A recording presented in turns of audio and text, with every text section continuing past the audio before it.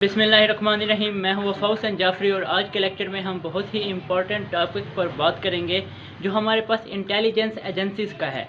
तो आप ये जो स्क्रीनिंग टेस्ट में बैठते हैं, स्पेशल अगर आप आर्मी का टेस्ट देते हैं या आईपी, एफआईए वगैरह, एमआई मिलिट्री इंटेलिजेंस, जो इस किस्म के आप टेस्ट देते हैं, इवन के पुलिस का भी, तो इसमें इस तरह के एजेंसीज से रिलेटेड क्वेश्चन आते हैं। मैंने खुद भी देखे हैं काफ़ी बार। रिसर्च एंड एनालिसिस विंग रा जो हमारे पास इंडियन एजेंसी है, इसी तरह किसी न किसी एजेंसी पर कभी ना कभी कोई ना कोई एमसीक्यूज़ आया होता है और इसलिए आज मैंने शॉर्ट वीडियो बनाई है। तो आज जो इम्पोर्टेंट एजेंसीज़ हैं उनको मैं डिस्कस करूंगा, आपको बताऊंगा उनका हेडक्वार्टर कहाँ पर है और उनकी जो बेसिक डिटेल है उन एजेंसीज़ की वो भी बताऊंगा। तो वीडियो पूरी देखिए, बहुत ही इंपॉर्टेंट है, इंशाल्लाह आपके बहुत काम आने वाली है। तो देखते हैं। जो पहली बहुत इंपॉर्टेंट इन्वेस्टिगेशन एजेंसी है वो CIA है। ये अमेरिका की इंटेलिजेंस एजेंसी है और CIA stand for central investigation agency. इसका जो हेडक्वार्टर है हमारे पास, आप सोच रहे होंगे क्योंकि अमेरिका के जो मेन सिटी हैं जहाँ पर ज़्यादातर हेडक्वार्टर है वो वाशिंगटन DC है और न्यूयॉर्क है। वर्जीनिया जो हमारे पास स्टेट है वर्जीनिया, उसका हमारे पास एक सिटी है जिसको बोला जाता है लैंगले। तो इसका हेडक्वार्टर जो है वो लैंगले में वाक़ है। ये बहुत ही इम्पॉर्टेंट इन्वेस्टिगेशन एजेंसी है। इसके बाद जो दूसरे नंबर पर हमारे पास हम जिसके बारे में आज बात करेंगे तो वो है हमारे पास ISI। ISI जो है ये हमारे पास पाकिस्तान की मेन इन्वेस्टिगेशन एजेंसी है। ISI stand for inter service intelligence. तो इसका जो हेडक्वार्टर है, बहुत ही इंपॉर्टेंट क्वेश्चंस, वो हमारे पास इस्लामाबाद में है। इसके बाद मैं तीसरे नंबर पर बात करूंगा रा की। रा के बारे में अक्सर क्वेश्चन आते हैं, हमारे पाकिस्तान के जो पेपर्स वगैरह हैं टेस्ट, उसमें रा के बारे में आते हैं क्वेश्चन। तो रा जो है ये हमारे पास इंडिया की मेन इन्वेस्टिगेशन एजेंसी है। रा स्टैंड फॉर हमारे पास रिसर्च एंड एनालिसिस विंग। इसका जो हेडक्वार्टर है हमारे पास वो न्यू दिल्ली में है। इसके बाद मैं बात करता हूँ MI की। MI ये हमारे पास मेन इंटेलिजेंस एजेंसी है। किसकी? ये हमारे पास यूनाइटेड किंगडम यानी बरतानिया की मेन इंटेलिजेंस एजेंसी है। MI stand for military intelligence. MI का जो हमारे पास हेडक्वार्टर है वो हमारे पास लंदन में है। लेकिन MI के बारे में दो बहुत ही इम्पॉर्टेंट बातें याद रख लें। हमारे पास MI की दो ब्रांचें हैं, जिसको एक को हम MI5 बोलते हैं एंड दूसरी को हम क्या बोलते हैं, MI6। ये जो MI5 है ये हमारे पास उनकी सिक्योरिटी सर्विस है। MI6 है, इसको अब SIS भी बोलते हैं। SIS यानी सीक्रेट इंटेलिजेंस एजेंसी।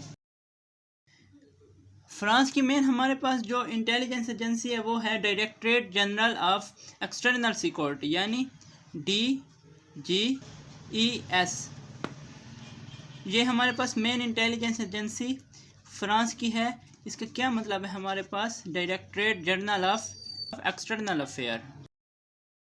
और याद रख लें फ्रांस की एक दूसरी बहुत ही इम्पॉर्टेंट इंटेलिजेंस एजेंसी है, वो भी यही है, लेकिन हम उसको बोलते हैं DGSI यानी directorate general of external service. और इनका हेडक्वार्टर कहाँ पर है, याद रखें इसका हेडक्वार्टर है हमारे पास पेरिस में। और ये जो एक्सटर्नल अफेयर वाली है इसका हेडक्वार्टर है हमारे पास लेवलोविस पेरिस में। ये हमारे पास फ्रांस का एक शहर है। इसके बाद जो इम्पोर्टेंट इंटेलिजेंस एजेंसी है उसमें हमारे पास एक MSS है और एक हमारे पास FSB है और एक हमारे पास MOIS है। तो याद रख लें MSS हमारे पास चाइना की इंटेलिजेंस एजेंसी है। इसका जो हेडक्वार्टर है हमारे पास वो बीजिंग में है। FSB जो हमारे पास है ये हमारे पास रशिया की इंटेलिजेंस एजेंसी है और इसका हेडक्वार्टर हमारे पास सेंट पीटर्सबर्ग में है। इसी तरह से MOIS हमारे पास ईरान की मेन इंटेलिजेंस एजेंसी है और इसका जो हेडक्वार्टर है वो हमारे पास तेहरान में है। इसके बाद मैं जिसके बारे में आपको बताने जा रहा हूँ 9वें नंबर पर, वो हमारे पास मोसाद है। उसके बाद 10वें पे हमारे पास MGK है। उसके बाद हमारे पास NIS है। उसके बाद हमारे पास SSD है। उसके बाद हमारे पास BIN है। और उसके बाद हमारे पास GSD है।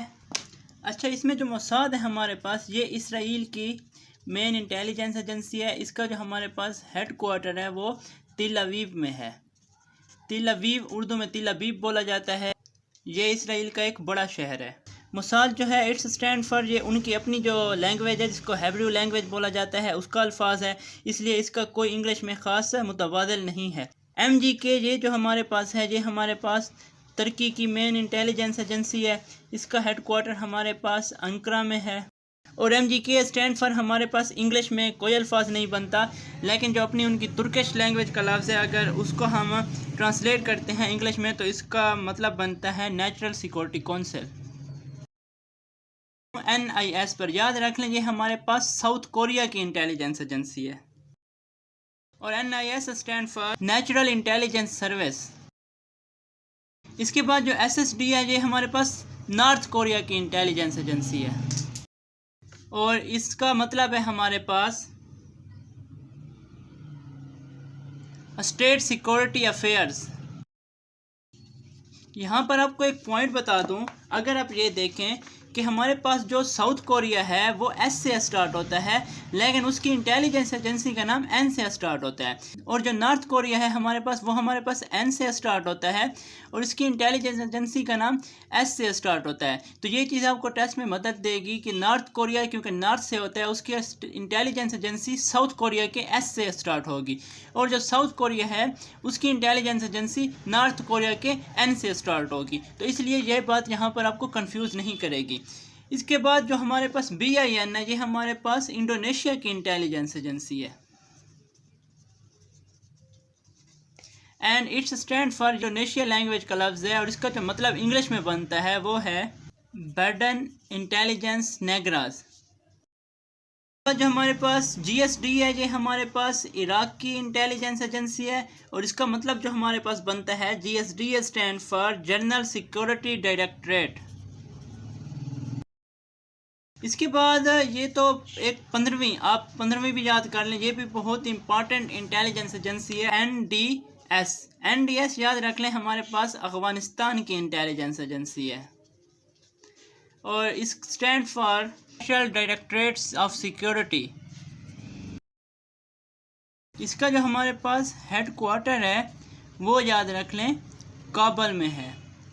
तो ये जो हमारे पास 15 इंटेलिजेंस एजेंसी हैं जो मैंने आपको बताई हैं, ये किसी भी कॉम्पिटिटिव टेस्ट के लिहाज से, उसके स्क्रीनिंग टेस्ट के लिहाज से बहुत ही इम्पॉर्टेंट है। स्पेशली तौर पे जब आप FIA, IB या MI का इंटेलिजेंस टेस्ट देते हैं या उसके अलावा जो पाकिस्तान आर्मी में आप टेस्ट देते हैं, तो इनके बारे में आपसे MCQs भी पूछे जाते हैं और ये टेस्ट का हिस्सा होती हैं।